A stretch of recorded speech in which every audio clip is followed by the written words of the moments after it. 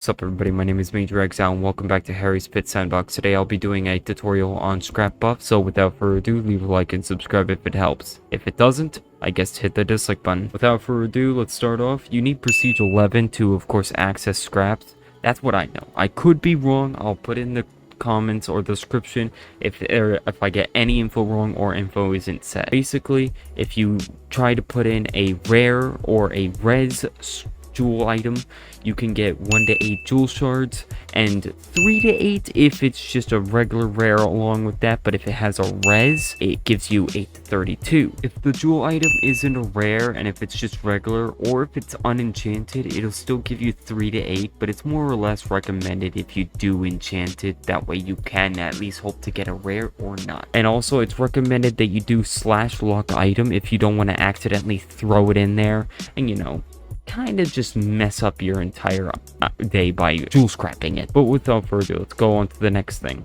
How do you get jewel shards? Now you may be asking, how do you get said rare jewels? Well, you jump in with just regular non-enchanted jewel items and you hope to either get a rare or just get a regular shitty item. It's basically dependent on luck, because I really don't think it's gonna be that easy. Now this may be a stupid question you may be asking me, but how do you enchant these? Well, basically you jump into mid and you get kills. I think it tells you very easily. Now I'm gonna use Kieran as an example because he has basically, like, you know, the best items in this game. So we're gonna go based off him. Shout out to Kieran.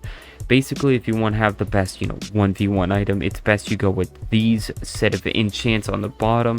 You'll see deal 1% damage to players per 1,000 bounty, or the deal 20% with a mega streak, and deal 30% after hitting the same player 3 times. This is the most broken sword, and it's recommended you go for that, especially for some of these. It's up to you. There's good enchants. I recommend going with what Kieran has here.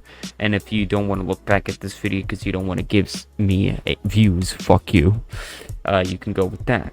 Now, the best said enchants for, you know, streaking with gold or XP, I mean, you could go with XP, but it's not really going to be that worth it after you get like Prestige 55.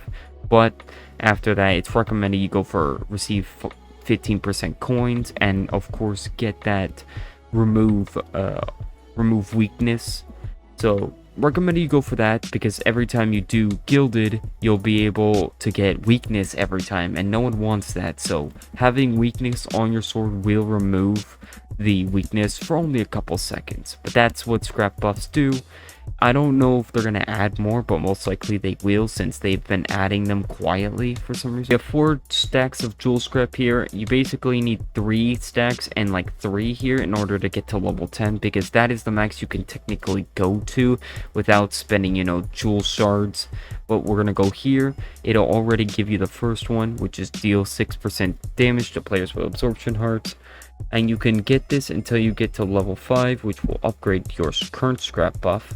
So it'll go from 6 to 9, and then you go all the way to 10, and it'll unlock you another one. And then you get deal 3% damage after hitting the same player, which is a terrible combination for this sword, unfortunately, since this sword is more of a mid-streaking sword. But that's your example. If you want to be able to go any further, you'll of course have to pay with 1 scrap reroller and 64 jewel scrap.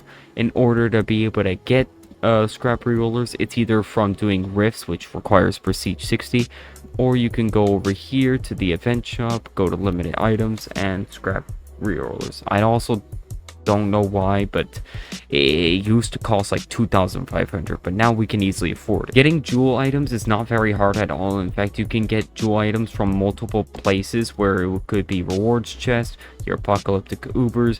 It can even be from guild gifts, which come from the whole G shop, but I'll do that in the next video.